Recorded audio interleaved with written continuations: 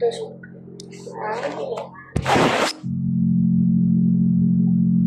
আলু দিয়া লোটটা শুটকি ভাজি করব। এখানে লোটটা শুটকি ছেঁচা দিলাম, রসুন, হলুদ আর রসুন, মরিচ,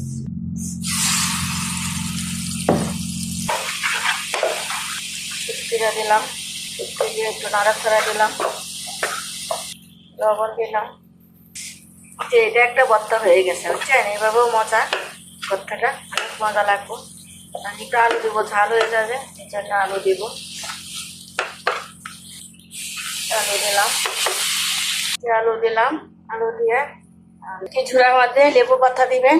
লেবু পাতা অনেক ঘ্রাণ, অনেক ভালো লাগে। এখন কাঁচা রসুন দিচ্ছি, হালকা হালকা রসুনটা ভালো লাগে। শুটকি হয়ে গেছে।